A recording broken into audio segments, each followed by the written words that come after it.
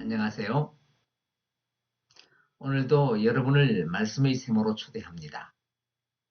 오늘 본문은 마가복음 2장 13절부터 17절까지이며 제목은 마음의 창을 새롭게입니다.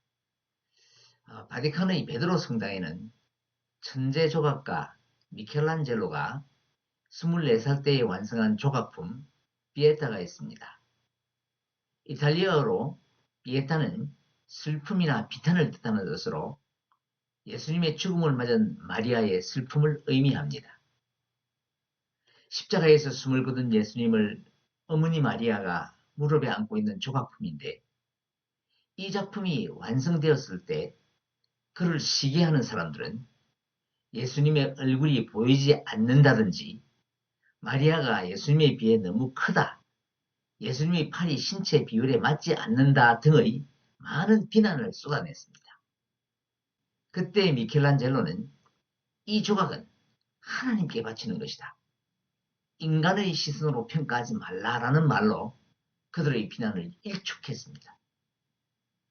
실제로 이 작품을 위에서 바라보면 신체 균형은 물론이고 조각품 전체의 균형감이 완벽한 형태라고 합니다. 이처럼 바라보는 시선에 따라서 보이는 세상은 달라지는 것입니다. 우리가 방 안에서 창문을 통하여 밖을 바라보면 세상은 그 창의 크기만큼만 보입니다. 이와 마찬가지로 사람은 누구나 자기 나름의 마음의 창을 가지고 있고 그 창을 통해 세상을 보게 됩니다.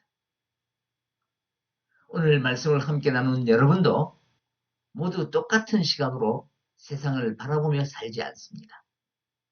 그래서 같은 사건을 보면서도 서로 다른 해석을 하며 그것 때문에 의견이 충돌되고 문제가 발생하기도 합니다. 심리학에서는 그 마음의 창을 프레임이라고 하는데, 어떤 프레임을 통해 세상에 접근하느냐에 따라 세상을 이해하고 해석하는 방법이 달라지고 그 결과로 나타나는 삶의 모습도 달라집니다. 그러므로 가장 아름답고 행복한 삶의 모습을 연출하기 위해서는 최상의 창을 갖도록 노력해야 하는데, 그것은 바로 우리 마음에 예수님의 마음을 품는 것입니다. 그러므로 성도는 매일 성경의 거울에 자신을 비추어 보며 예수님의 눈으로 세상을 바라보는 훈련을 게을리 하지 말아야 합니다. 오늘 본문은 예수님이 바닷가에 나가셔서 따르는 무리들에게 가르치며 끊임없이 일하시는 모습으로 시작합니다. 13절을 보겠습니다. 예수께서 다시 바닷가에 나가심에 큰 무리가 나왔거늘 예수께서 그들을 가르치시니라. 가르치시는 일은 예수님의 가장 중요한 사역이었습니다. 그래서 회당뿐만 아니라 바닷가나 산 혹은 길 등 어디서든지 가르칠 기회가 주어지기만 하면 그 사역을 끊임없이 계속하셨습니다. 지금 예수님이 가르치시는 장소는 바닷가인데, 다시라는 부사를 사용함으로써 이전에 바닷가에 나가셔서 하신 일과 지금 바닷가에 나오셔서 하신 일에 어떤 상관관계가 있다는 것을 암시하고 있습니다. 마가복음에서 이전에 예수님이 바닷가에 나가신 기사는 1장 16절 이하입니다. 그때 예수님은 갈릴리 바닷가에서 베드로와 그 형제 안드레, 그리고 야고보와 그 형제 요한을 제자로 삼으셨는데, 마가는 그 일이 대단히 중요하다는 것을 다시라는 말로 암시하며 또 다른 제자를 부르신 사건을 소개하고 있습니다. 그것이 14절입니다. 함께 읽겠습니다. 또 지나가시다가 알페오의 아들 레위가 세관에 앉아 있는 것을 보시고 그에게 이르시되 나를 따르라 하시니 일어나 따르니라. 예수님이 다시 부르신 제자는 레위입니다. 레위라는 이름은 그 사람의 본명이고 예수님을 만난 뒤에 예수님으로부터 부여받은 이름은 마태인데 하나님의 선물이라는 뜻입니다. 앞서 부른 제자들은 다 어부들이었는데 마태는 세리로서 세관에 앉아 있다가 예수님의 부름을 받게 됩니다.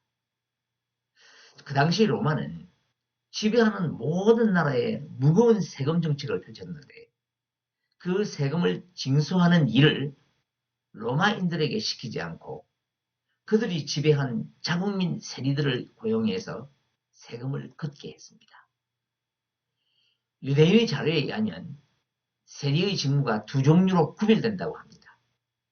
하나는 소득세나 사람의 수에 따라 부과되는 인두세와 같이 정해진 세금을 징수하는 세리가 있고 또 하나는 교량이나 운하나 국도에서 통행세나 관세를 걷는 세리인데 이들이 더 증오의 대상이었습니다. 왜냐하면 통행세나 관세는 특별히 정해진 일정한 기준이 없어서 세리들이 임의로 엄청나게 많은 세금을 부과하기 때문입니다. 예를 들면 마차가 지나갈 때에 통행세를 받는데 마차를 끄는 말이 몇 마리인지 혹은 마차의 바퀴수가 몇 개인가를 구분해서 자기 마음대로 세금을 매깁니다. 자, 이렇게 걷은 세금 중에 로마 정부가 요구하는 일정 금액만 로마에 바치고 나머지는 전부 세리들이 착복하여 엄청난 부를 축적하게 됩니다. 그래서 그 당시 특히 관세를 걷는 세리는 동족인 유대인에게 원수 같은 존재였습니다. 오죽했으면 유대인들 사이에 산에는 사나운 사자가 있고 거리에는 잔인한 세리가 있다라는 속담까지 생겨날 정도였습니다. 그래서 세리는 창녀와 더불어 그 당시 대표적인 죄인으로 취급받으면서 회당에서도 쫓겨나고 그 가족들도 멸시를 받았습니다. 레위가 근무했던 세관이 있는 가버나움은 당시의 상업과 교통의 중심지로서 다메섹이나 두로, 예루살렘으로 가는 통로였기 때문에 관세를 받는 세관이었습니다. 그러니까 레위는 관세를 받는 세리로 동족 유대인들로부터 경멸과 증오를 받는 죄인에 속했던 자였다고 볼 수 있습니다.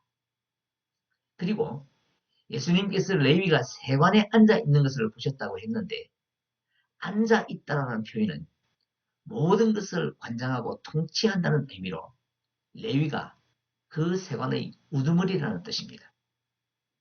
그는 세관의 우두머리로 권세를 부리며 많은 부를 축적하여 경제적으로 풍족한 삶을 살았는지는 모르지만 동족들로부터는 죄인으로 낙인 찍혀 멸시당하고 외면당했습니다. 그래서 그는 언제나 마음 한구석에 무엇으로도 채울 수 없는 공허함을 가지고 살아왔을 것입니다. 그런 레위를 예수님이 지나가시다가 보신 것입니다. 이 예수님이 지나가셨다는 표현은 그냥 지나갔다는 것이 아니라 하나님의 임재를 의미하는 것입니다. 그러므로 이어서 나오는 보시고라는 말도 그냥 바라보았다는 의미가 아니라 예수님이 그를 손가락질하는 동족과는 다른 프레임으로 레위의 진정한 모습을 꿰뚫어 보셨다는 것입니다. 앞에서 말씀드린 바와 같이 가버나움은 국제적인 무역항입니다. 수많은 사람들이 드나드는 곳이기 때문에 적어도 그곳에서 세관장의 지위를 가지려면 최소한 여러 나라 말을 자유롭게 구사할 수 있는 능력이 있어야 합니다. 모국어인 히브리어 외에 로마어, 헬라어, 또 북쪽에 있는 수리아의 언어들까지도 가능해야 그 자리에 올라갈 수 있었을 것입니다. 자, 이런 점을 미루어 볼 때 레위는 공부를 많이 한 지식인이라고 볼 수 있습니다. 그런데 그는 그 지식으로 자신의 탐욕만 채우며 살아온 지혜롭지 못한 사람이었습니다. 여러분, 지식과 지혜는 다른 것입니다. 지식은 내가 노력하고 애를 쓰면 습득되고 축적될 수 있는 것이고 그 지식을 유용하게 사용하는 능력이 지혜입니다. 그런데 성경에서 말하는 모든 지혜는 궁극적으로 예수 그리스도를 가리킵니다. 그러므로 예수 안에 있는 사람은 지혜 있는 자이며 그렇지 못한 사람은 지혜 없는 지식으로 인하여 방향을 잃고 방황하게 되는 것입니다. 이처럼 예수님 없는 그 지식으로는 인생의 허물을 채울 수 없기 때문에 그 인생의 결론은 허무입니다. 예수님은 이런 인생의 위기에 처해 있는 레위를 동족과는 전혀 다른 프레임으로 바라보시고 나를 따르라 라고 부르셨습니다. 그때 레위는 바로 일어나서 예수님을 따랐는데 여기서 따라갔다라는 말의 헬라어 아콜루테오는 제자들을 의미하는 단어입니다.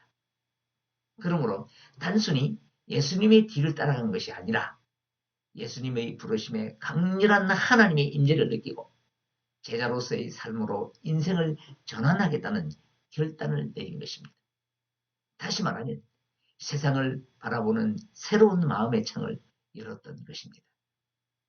사랑하는 여러분, 어쩌면 우리 삶의 모습이 오늘 레위와 같은 모습일지도 모릅니다. 겉으로는 잘 사는 것 같은데 우리는 무엇으로도 채울 수 없는 공허함을 느끼며 삭막한 삶을 살고 있다고 느낄 때도 있습니다. 그런데 주님께서 이런 우리를 찾아오셔서 알페오의 아들 레위를 보시던 그 시선으로 바라보시며 우리를 부르셨다는 사실을 기억해야 합니다. 그리고 예수님의 부르심에 응답한 레위처럼 결단하여 새로운 프레임으로 세상을 바라보며 제자의 삶을 살아가야 합니다. 그러기 위해서 찾아주시는 예수님을 우리의 심령이 진실하고 정직하게 만나야 하는 것입니다. 그 만남의 시작은 주님의 권한에 있지만 일어나 따르는 결단은 우리가 하는 것입니다. 그런 후에 성도가 해야 할 사명은 아직 예수님을 알지 못하는 이들에게 예수님을 따르도록 가르치는 일, 즉 전도하는 일을 해야 합니다. 교회가 해야 할 첫 번째 사명도 바로 이것입니다.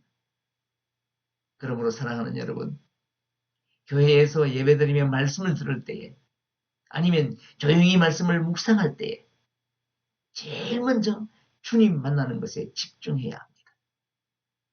그리고 만난 예수님을 내가 평생 어떤 모습으로 따라갈 것인지에 대하여 고민하고 우리 삶의 방향을 결단해야 하는 것입니다. 레위는 예수님의 부름에 응답하고 결단한 후 바로 제자도를 실천했습니다. 그동안 자신과 같이 비난받고 멸시받던 동료들을 마음에 품고 그들을 예수님과 함께하는 식사 자리에 초대한 것입니다. 15절, 16절을 보겠습니다. 그의 집에 앉아 잡수실 때에 많은 세리와 죄인들이 예수와 그의 제자들과 함께 앉았으니 이는 그러한 사람들이 많이 있어서 예수를 따름이러라. 바리새인의 서기관들이 예수께서 죄인 및 세리들과 함께 잡수시는 것을 보고 그의 제자들에게 이르되 어찌하여 세리 및 죄인들과 함께 먹는가? 같은 기사가 기록된 누가복음 5장 29절을 보면 레위가 예수를 위하여 자기 집에서 큰 잔치를 하니 세리와 다른 사람이 많이 함께 앉아 있는지라 라고 그때의 상황을 설명하고 있습니다. 그러니까 레위가 예수님의 제자로 부름받은 사실에 대해 감사하여 예수님을 모시고 집에 큰 잔치를 벌였는데 그 자리에는 두 부류의 사람들이 등장을 합니다. 한 부류는 레위와 같은 죄인들이 그 부르심에 응답하여 예수님을 따르는 무리들이고 또 한 부류는 그들을 죄인이라고 정죄하는 바리새인들과 서기관들인데 그들이 어찌하여 세리와 죄인들과 함께 먹느냐라고 예수님과 제자들을 비판하는 것입니다. 그 당시나 지금이나 식사 자리를 함께 한다는 것은 단순히 끼니를 해결하기 위해서가 아닙니다. 서로가 깊은 교제를 한다는 의미입니다. 그러니까 지금 예수님이 세리와 죄인들과 함께 식사를 하신 것은 그들과 깊은 교제를 하고 있다는 말이 됩니다. 예수님은 유대인들이 경멸하고 어울리거나 식사하는 것조차 치욕으로 여기는 그들과 어울리시며 그들의 친구가 되신 것입니다. 그런데 바리새인들과 서기관들은 그 자리에 함께한 세리들을 죄인이라고 부르며 함께하신 예수님을 비판합니다. 진짜 죄인은 바로 자신들이면서 오히려 다른 사람을 정죄하여 죄인이라고 부르고 있는 것입니다. 그러자 예수님이 그들을 향하여 말씀하십니다. 17절을 함께 읽겠습니다. 예수께서 들으시고 그들에게 이르시되 건강한 자에게는 의사가 쓸데없고 병든 자에게라야 쓸데있느니라. 나는 의인을 부르러 온 것이 아니요 죄인을 부르러 왔노라. 이 말씀은 바리새인들과 서기관들이 제기한 질문에 대한 답변이지만 예수님은 이 답변을 통해서 당신이 이 땅에 오신 목적과 이 땅에서 하실 일이 무엇인지를 분명하게 밝히신 것입니다. 여기서 건강한 자는 자신의 의를 추구함으로써 스스로 어렵다고 자부하는 바리새인들과 서기관들을 가리키는 은유적 표현이고 의사 역시 은유적인 표현으로 죄에 빠진 영혼을 치유하고 구원하시는 예수님 자신을 가리킵니다. 그리고 여기서 말하는 의인은 진정한 의미의 의인이 아니고 본인이 자신을 생각하는 관점에서의 자칭 의인이며 죄인은 하나님의 부름에 겸손한 자세로 응답할 수 있는 스스로 죄인이라는 의식을 가진 사람을 가리킵니다. 결국 예수님은 이 답변을 통하여 왜 그들이 말하는 죄인들의 식탁에 앉았어야 했는가를 명쾌하게 보여주시며 바리새인들의 교만과 허위의식을 지적하신 것입니다. 사도행전 9장을 보면 예수님을 핍박하던 사울이 바울로 변화되는 기사가 있습니다. 바울 스스로가 빌립보서 3장 5절 6절에서 밝힌 것처럼 그는 8일 만에 할례를 받고 이스라엘 족속이요 베냐민 지파요 히브리인 중에 히브리인이요 율법으로는 바리새인이요 열심으로는 교회를 박해하고 율법의 의로는 흠이 없는 자였습니다. 그는 이렇게 교만한 마음으로 잘못된 프레임에 갇혀 예수 믿는 자들을 결박하러 가는 다메섹 길에서 부활하신 예수님을 만납니다. 강한 빛으로 임재하신 예수님을 만난 후 그는 세상을 바라보는 마음의 창이 달라졌습니다. 그리하여 최고의 예수 박해자였던 사울이 최고의 예수의 증인 바울로 변화된 것입니다. 그런데 죄인과 함께 있는 예수님을 비난하는 그들은 예수님을 눈앞에서 만났음에도 불구하고 그들의 마음의 창은 변화되지 않았습니다. 사랑하는 여러분, 우리는 이미 예수 그리스도의 복음으로 구원을 받아 의롭다함을 받은 자들입니다. 그런데 그것으로 인하여 혹시 우리가 다른 사람을 죄인이라고 정죄하는 이 바리새인과 서기관 같은 사람이 아닌지 신솔하게 자신을 돌아보며 스스로 부족함을 깨달아야 합니다. 그리고 부족함 중에 있는 레위를 부르신 예수님이 부족한 우리를 부르셨다는 사실을 기억하며 바울의 눈의 비늘이 벗겨진 것처럼 우리 마음의 창을 새롭게 해야 하는 것입니다. 이제 말씀을 정리하겠습니다.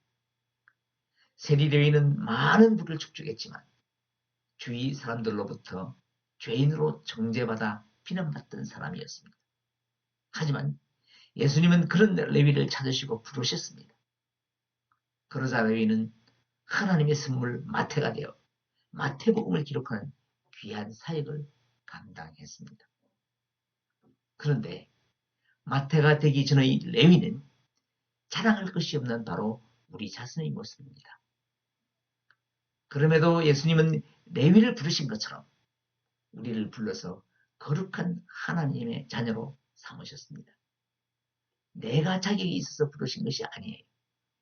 오직 사도 바울의 고백처럼 나의 나된 것은 모두 하나님의 은혜인 것입니다. 그런데도 우리는 교만한 마음으로 형성된 잘못된 프레임으로 나와 삶의 방식이 다른 사람들을 바라보며 그들을 정죄할 때가 있습니다. 이런 우리의 마음의 창을 새롭게 해야 합니다. 세상 사람들이 죄인이라고 규정했던 레위 안에서 마태를 보신 예수님의 마음의 창을 우리의 프레임으로 새롭게 해야 합니다. 그리하여 세상에 속한 사람들을 예수 그리스도의 빛으로 인도해야 하는 것입니다. 사랑하는 여러분, 오늘도 우리를 부르신 주님의 은혜와 그 사랑에 붙들려 주님 보시기에 아름다운 성도의 길을 가시는 저와 여러분이 되시기를 간절히 소원합니다.